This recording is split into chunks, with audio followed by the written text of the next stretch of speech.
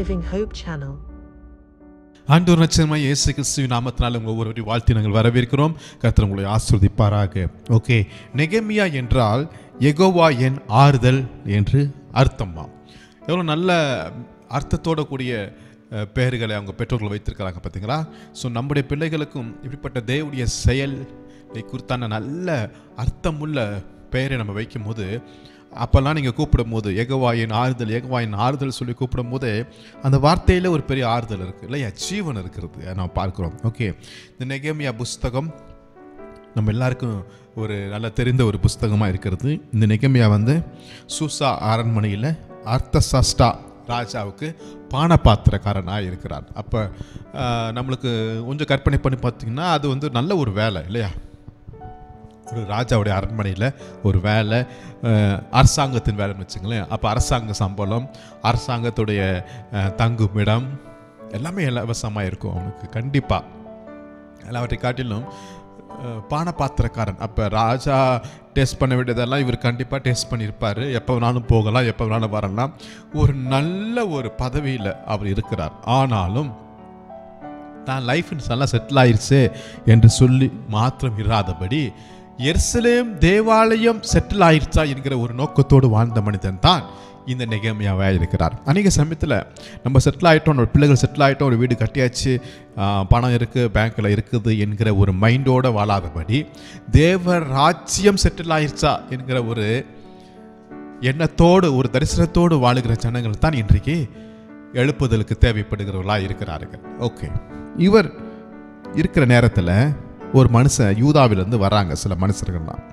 அப்போ அவருடைய செய்தியை விசாரிக்கும் போது அவங்க யூதாவில் எருசலேமிலையும் ஆலயத்துக்கும் அலங்கத்திலையும் நடக்கிற சில துக்கமான துயரமான சில காரியங்களை அலங்கம் இடிக்கப்பட்டது, வாசல்கள் அக்னியால் சுற்றிக்கப்பட்ட சில காரியங்களெல்லாம் செய்தியெல்லாம் நெகேமியா காதுக்கு வரும்போது 4ஆம் வசனத்தில் நெகேமியா 1:4 இந்த வார்த்தைகளை கேட்ட பொழுது நான் உட்கார்ந்து அழுது சில நாளாய் துக்கித்து உபவாசித்து மன்றாடி பரலோகத்தின் தேவனை நோக்கி. இந்த வசனத்துக்குள்ளே எத்தனை காரியங்கள் வருகிறது நீங்கள் பாருங்களேன்.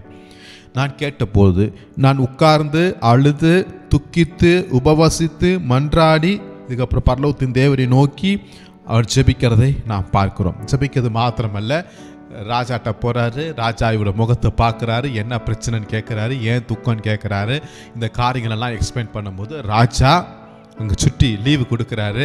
இப்போ ராஜாவுடைய பர்மிஷனோட நெகேமியா புறப்பட்டு வருகிறதை நாம் பார்க்கிறோம். அல்லேலூயா.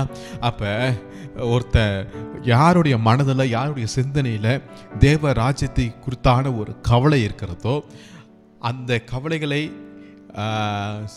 நிவர்த்தி செய்வதற்கு தேவன் எந்த ஒரு மனிதரையும் நம்மளுக்கு சாதகமாய் ஆதரவாய் உதவியாய் தேவன் அவர்களை எழுப்ப பண்ண போதுமானவராக இருக்கிறார் என்பதற்கு ஒரு சிறந்த உதாரணமாக இருக்கிறது.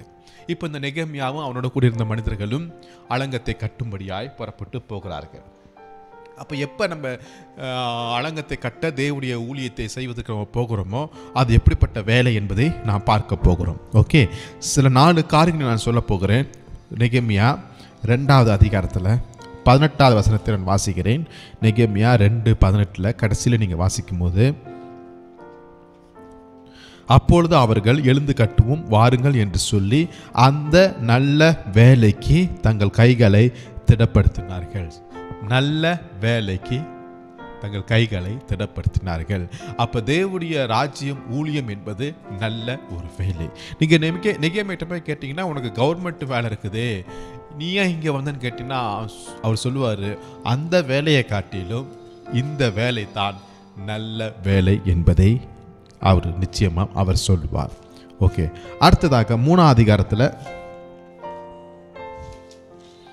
5ஆம் வசனத்தை வாசிக்கும் போது,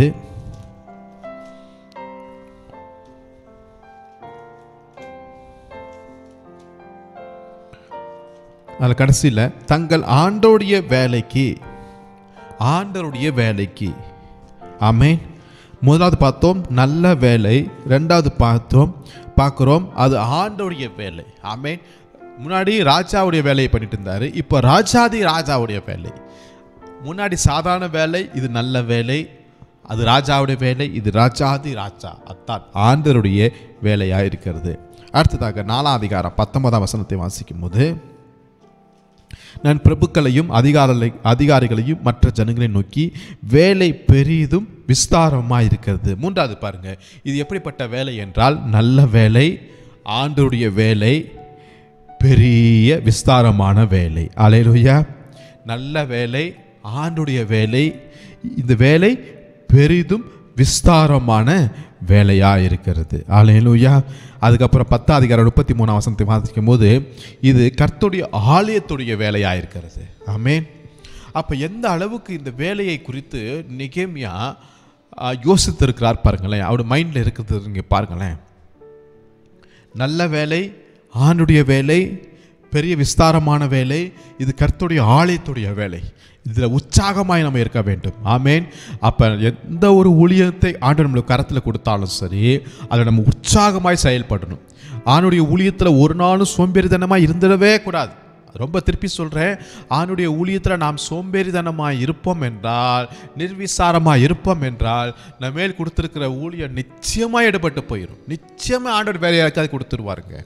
ஆகவே தயவு செய்து இந்த ஊழியத்தில் மாத்திரம் நம்ம ஒரு நாளும் நம்முடைய சோர்வையோ, நம்முடைய பலவீனத்தையோ, நம்முடைய பிஸி ஷெட்யூலையோ காட்டி அதை போஸ்ட்பான் பண்ணவே கூடாது.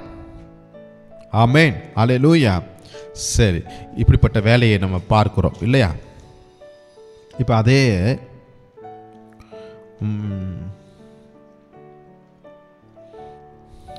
இந்த வேலையை யார் யாரெல்லாம் செய்கிறாங்க என்று சொல்லி நம்ம பார்க்க போகிறோம். ஓகேங்களா? இந்த அலங்கத்தின் கட்டி எழுப்ப வேண்டிய இந்த வேலையை யாரெல்லாம் செய்கிறாங்க? இப்போ பொதுவாக நீங்கள் யோசித்து பாருங்கள். ஒரு பெரிய பில்டிங், ஒரு அப்பார்ட்மெண்ட்ஸு, ஒரு காம்ப்ளெக்ஸ் ஏதாவது கட்டுறாங்கன்னா, ஃபஸ்ட்டு பெரிய சீஃப் இன்ஜினியர் இருப்பார், அவர் கீழே பல இன்ஜினியர்ஸ் இருப்பாங்க. அதுக்கப்புறம் நம்ம சொல்கிறது மாதிரி மேஸ்திரி, அதுக்கப்புறம் அதுக்கு எவ்வளோ இன்சார்ஜ் இருப்பாங்க, சித்தாள் இருப்பாங்க, கூலி வேலை செய்கிறவங்க இருப்பாங்க, தச்சர்கள் இருப்பாங்க இல்லையா, ப்ளம்பர் இருப்பாங்க, எலக்ட்ரிஷியன் இருப்பாங்க. ஸோ இப்படிப்பட்ட நிறைய டிபார்ட்மெண்ட்ஸ் எல்லாம் சேர்ந்தால் தான் ஒரு பில்டிங்கை கட்டி எழுப்ப முடியும்.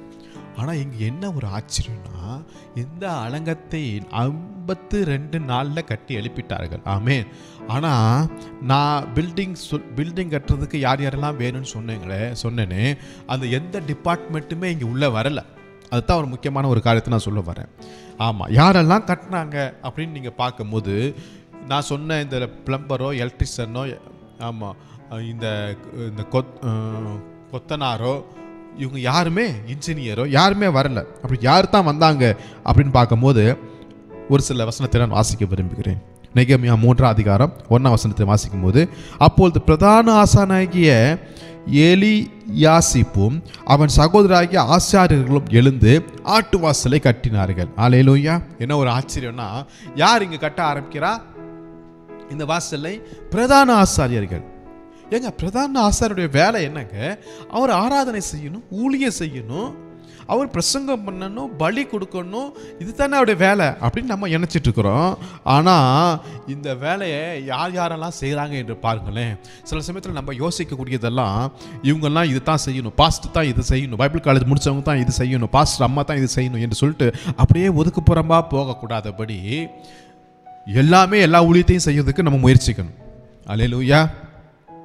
பிரதான ஆசாரியர்கள் தேவனுடைய சன்னிதானத்தில் ஆசரிப்பு கூடாரத்தில் இருக்க வேண்டியவர்கள் இங்கு வந்து ஒரு கொத்தனார் போல வேலை செஞ்சுட்டு இருக்கிறாங்க. நான் கேட்குறேன், இவங்களுக்கும் இந்த கொத்தனாருக்கும் வேலை கட்டுறதுக்கும் அலங்கத்தை கட்டுறதுக்கும் ஏதாவது சம்பந்தம் இருக்குதான்னு கேட்டிங்கன்னா ஒரு சம்பந்தமே இல்லை. ஆனால் அவங்க உள்ள இருக்குது பார்த்தீங்களா, வாஞ்சினால நிரம்பி இருக்கிறதுங்க. ஆமென். இப்போ தேவனுடைய ஆலயத்திற்கென்று நம்முடைய வாஞ்சை நிரம்பி இருக்கும் போது இந்த வேலைகளை செய்வதற்கு, இந்த ஊழியத்தை செய்வதற்கு வேண்டிய எல்லா கிருபைகளையும் தேவன் நம்மளுக்கு தர அவர் போதுமானவராய் இருக்கிறார். ஆமென். அல்லேலூயா. ஓகே, அடுத்தது யாருங்க கட்டுறா இந்த ஊழியத்தில் அப்படின்னு பார்க்கும்போது 8ஆம் வசனத்தில் வாசிக்கிறோம். அவர்கள் அருகே தட்டாரில் ஒருவனாகிய ஆராயமின் குமாரன் உசியல் பழுது பார்த்து கட்டினான். யாரு? கொல்லன். தட்டான், கொல்லன். இவருக்கும் வேலைக்கும் என்னங்க சம்பந்தம் அப்படின்னு கேட்டிங்கன்னா எனக்கே தெரியாது. தட்டான், உனக்கும் செங்கல் எடுத்து வைக்கிறதுக்கும், சிமெண்ட்டை கலவையை சேர்க்கறதுக்கும், பெயிண்ட் அடிக்கிறதுக்கும் என்னையா சம்பந்தம் எதாவது படிச்சுட்டு வந்து ஏன் அனுபவம் இருக்கா? எதுவுமே இல்லைங்க, இது தேவனுடைய வேலைங்க, நல்ல வேலைங்க, நான் செய்வேங்க, அவ்வளோ தாங்க முன்னாடி வந்துட்டாருங்க. ஹல்லேலூயா. ஓகே, மூணாவதாக யார் கட்டுறா? அதே வசனத்தை நீங்கள் வாசிக்கும் போது, அவன் அருகே தைலக்காரரில் ஒருவன் குமாரனாகிய அனனியா பழுது பார்த்து கட்டினான். ஹல்லேலூயா. யார் வரா? தைலக்காரன், பெர்ஃப்யூம் விற்கிறான். இவங்க ஃபேமிலி இங்கே வந்து நின்றுட்டு கட்டிட்டு இருக்குது. ஆமாம், உனக்கு இதுக்கு என்ன சம்பந்தம் தெரியாது, இது தேவனுடைய வேலை, நான் வந்துட்டேன். எங்கே உங்கள் கடையை? நான் கடையை பூட்டிட்டு நான் இங்கே வந்துட்டேன். நெகேமியா அரண்மனையில் இருக்க வேண்டிய ஆள், கவர்மெண்ட் வேலை எம்ப்ளாயி, அவரே வந்துட்டார்னா நான்லாம் என்னப்பா வாயா? தட்டா வேலை செய்கிறாரு, பிரதான ஆசிரியர் வேலை செய்கிறாரு, தைலக்காரர் வேலை செய்கிறாரு. ஆமென். 9வது வசனத்தில் அடுத்தது யார் வேலை செய்கிறாங்க பாருங்களேன். அவர்கள் அருகே எருசலேம் பட்டணத்தின் பாதிக்கு பிரபுவாகிய ஊரின் குமாரன் ரெப்பையா பழுது பார்த்து கட்டினான். யார் வராங்க? 9வது வசனத்திலையும் 14வது வசனத்தையும் நீங்கள் வாசிக்கும் போது பிரபுக்கள். ஹல்லேலூயா. பிரபுக்கள், பிரபுக்கள். நீங்கள்லாம் ஒரு ஏசி ரூமில் உட்காந்துட்டு இருக்க வேண்டியவர்கள் தானே? நீங்கள்லாம் கம்ப்யூட்டர் பார்த்துட்டு இருக்க வேண்டிய ஆட்கள் தானே? உங்களுக்குலாம் இமெயில் தானே தெரியும். அவங்க சொல்லுவாங்க, இமெயிலை காட்டிலும் தேவனுடைய ஆலயத்தில் வேலை செய்வதை நான் மேன்மையாய் கருதுகிறேன். ஹல்லேலூயா. இந்த ஒரு எண்ணம் யாருக்கு இருக்குதோ அவங்களால சும்மா உட்காரவே முடியாதுங்க. லீவை போட்டு கூட வந்து கர்த்தருடைய ஆலயத்தில் உட்கார வேலை செய்வாங்க. ஆமென். வேலை போனாலும் பரவாயில்லையா, கர்த்தருக்காக நான் வேலை செய்வேன். எப்படியாவது இந்த அழகை கட்டி முடிக்கப்படணும், எப்படியாவது என் எருசலேம் கட்டி எழுப்பப்பட வேண்டும் என்கிற ஒரு வாஞ்சை இந்த பிரபுக்கள் மேல் இருந்ததை நாம் பார்க்கிறோம். 22வது வசனத்தை வாசிக்கிறோம். அவனுக்கு பின்னாக சமனான பூமியில் வாசமாயிருக்கிற ஆசாரியர்கள் பழுது பார்த்து கட்டினார்கள். ஆமென். இப்போ ஆசாரியர்களும் வந்துட்டாங்க. பிரதான ஆசாரியரே வந்துட்டாரு. அதுக்கப்புறம் ஆசாரியருக்கு என்ன வேலைங்க? அம்மாவா இல்லையா? என்ன, நான் வெறும் உட்காந்து ஆராதனை நடந்துகிட்டே இருக்கிறது என் வேலையா? வெறும் கீபோர்டு வாசிச்சிருந்தாவே போதுமா? இல்லை மைக்கை பிடிச்சி பிரசங்கம் பண்ணிகிட்டே இருந்தாவே போதுமா? இல்லை இல்லை இல்லை, நான் இறங்கி வந்து என் ஆண்டவருக்காக அவருடைய வேலையை நான் செய்ய நான் வாஞ்சிக்கிறேன். ஹல்லேலூயா. எவ்வளோ நல்ல தேவன் பார்த்தீங்களா? ஆமென். அடுத்தது யார் கட்டுறாங்கன்னு பார்ப்போம். 29வது வசனத்தில் அவர்களுக்கு பின்னாக 29ல் இம்மேரின் குமாரன் சாதக் தன் வீட்டுக்கு எதிரே இருக்கிறதே பழுது பார்த்து கட்டினான். அவனுக்கு பின்னாக கிழக்கு வாசலை காத்து கொண்டிருக்கிற அந்த வாட்ச்மேன் செக்கனியாவின் குமாரன் செமலியா பழுது பார்த்து கட்டினான். இங்கே யார் வந்துட்டா? எந்த ஃபேமிலி வந்துட்டாங்க? வாட்ச்மேன். எல்லா ஃபேமிலியெல்லாம் வந்துட்டாங்க. எங்கள் வாட்ச்மேன், நீங்கள் நைட்டு ஃபுல்லாக கண்ணை விழித்து வேலை பண்ணியிருப்பீங்க, பகலில் போய் ரெஸ்ட் எடுக்கலாம்ல, போங்கயா. நாங்களாவது ரெஸ்ட் எடுக்கிறாது. இங்கே ஆலயத்தில் வேலை நடந்துட்டு இருக்கும்போது எப்படி எனக்கு தூக்கம் வரும்? எப்படி நாங்கள் நிம்மதியாக இருக்க முடியும்? நான் ரெஸ்ட் எடுக்கிறதை காட்டிலும் இங்கே வந்து நான் வேலை செய்யணும். வாட்ச்மேன், உனக்கு இந்த வேலைக்கு என்ன சம்பந்தம்? சம்பந்தமே இல்லைனாலும் பரவாயில்ல, கர்த்தர் எல்லாத்தையும் பயன்படுத்தக்கூடியவராக இருக்கிறார். ஆமென். 32வது வசனத்தை வாசிப்போம். அடுத்தது யார் வராங்க பாருங்களேன். இது ரொம்ப நல்லா இருக்கும். தட்டாரும் மளிகைக்காரரும் பழுது பார்த்து கட்டினார்கள். எங்க மளிகை கடைக்காரரு, நீங்க கடையில் உட்காரணுமா இல்லையா அண்ணாச்சி? அவருக்கு பருப்பு, எண்ணெய், காய்கறி, மசாலா இதை பற்றி தானே விவரம் தெரியும்.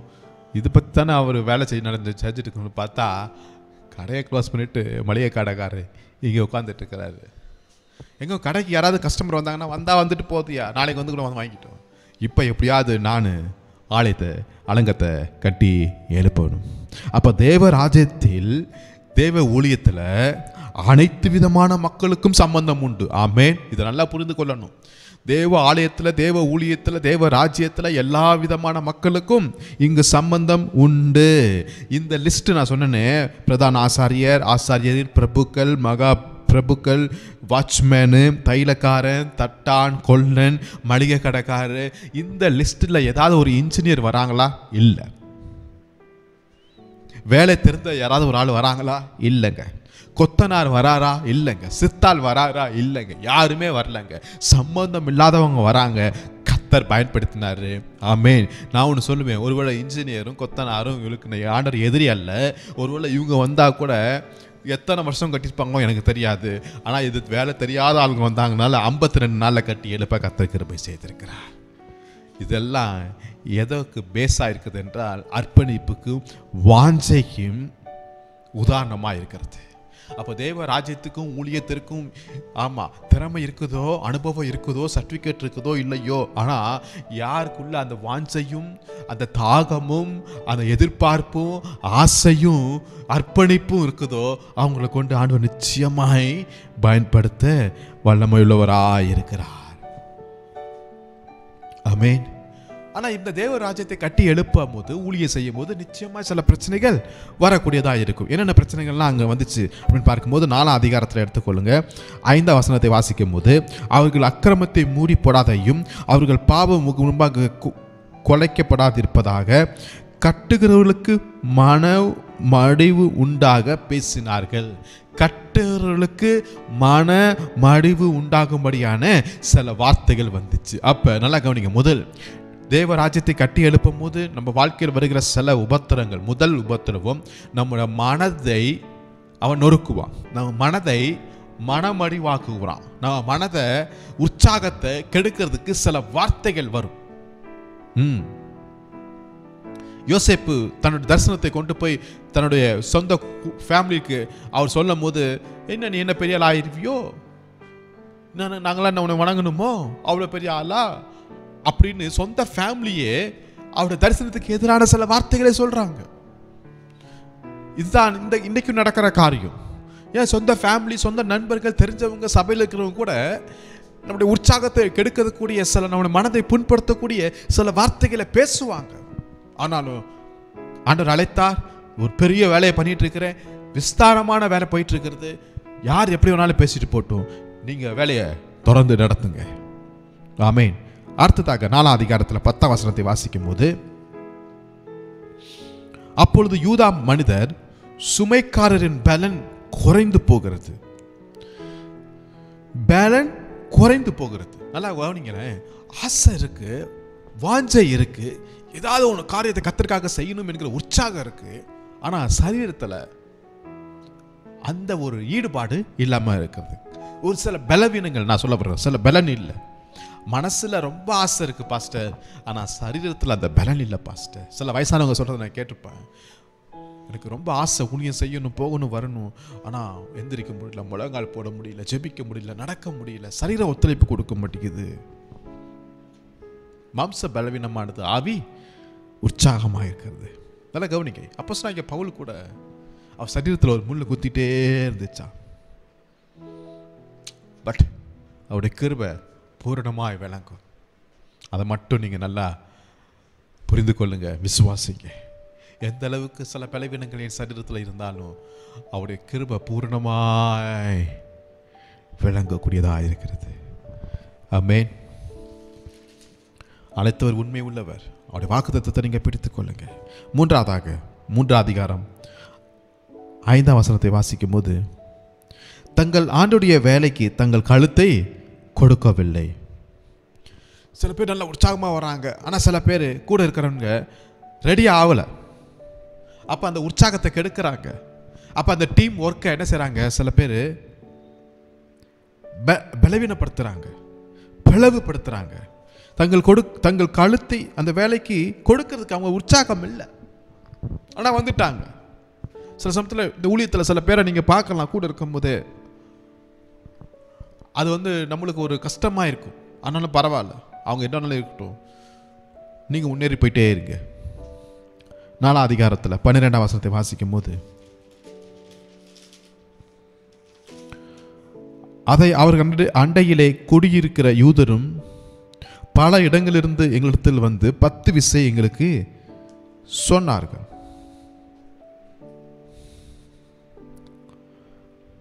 எங்கள் சத்துருக்களோ வென்றால் 11ஆம் வசனத்தில், நாங்கள் அவர்கள் நடுவே வந்து அவர்களை கொண்டு போடும் மட்டும் அவர்கள் அதை அறியாமலும் மாறாமலும் இருக்க வேண்டும். இவ்விதமாய் அந்த வேலையை ஓய பண்ணுவோம் என்றார்கள். இவ்விதமாய் அந்த வேலையை ஓய பண்ணுவோம் என்று சொல்லி 10 விசை பிரச்சனை பண்ணிக்கிட்டே இருக்கிறாங்க, பேசிக்கிட்டே இருக்கிறாங்க. அப்படின்னா என்ன அர்த்தம்னா, நம்ம ஊழியம் பண்ணும்போது சத்துரு ஒரு டைம் வந்துட்டு போயிட்டே இருக்க மாட்டான். செகண்ட் டைம் வருவான், 3ஆவது முறை வருவான். நம்ம உட்கார வரையும், நம்ம சோர்வடையும் வரையும் பிசாசு மீண்டும் மீண்டும் மீண்டும் மீண்டும் தாக்கி கொண்டே இருப்பான். அடுத்ததாக அதே 11ஆம் வசனத்தில் நம்ம வாசித்தோம், அவர்களை கொன்று போடும் மட்டும். அப்படின்னா என்ன?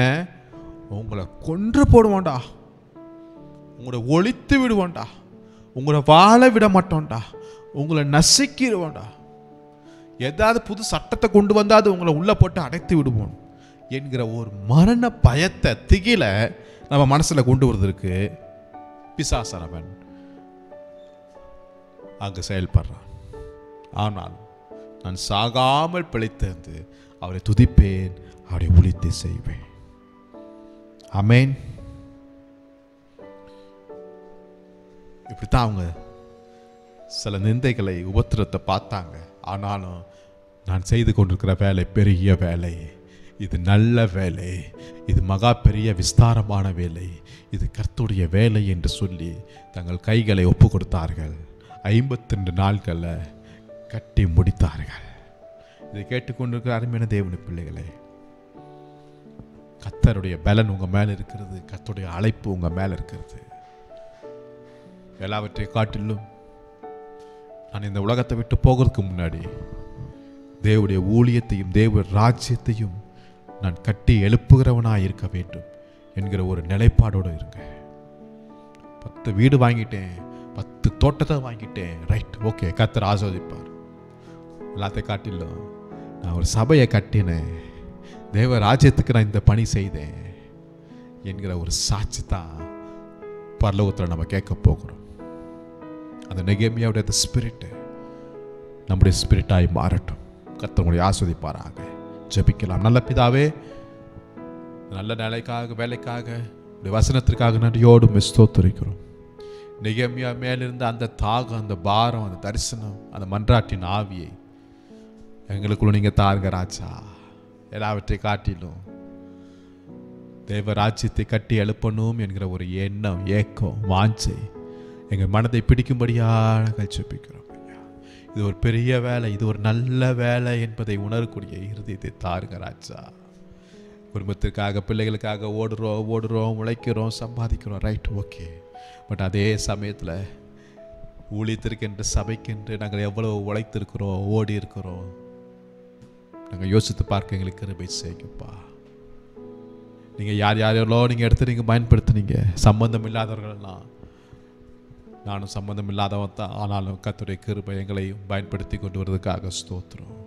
கேட்குற ஒவ்வொருவருடைய ஆஸ்வதிங்க, பலப்படுத்துங்க, தைரியப்படுத்துங்க, விசுவாசத்தில் நிற்க கிருபை செய்யுங்க. எல்லா துதிக்கான மகிமை ஒருவருக்கே செலுத்துகிறோம். இயேசு நாமத்தில் ஜெபிக்கிறோம் நல்ல பிதாவே. ஆமென், ஆமென், ஆமென். கர்த்தர் உங்களை ஆசீர்வதிப்பாராக. தேங்க்யூ.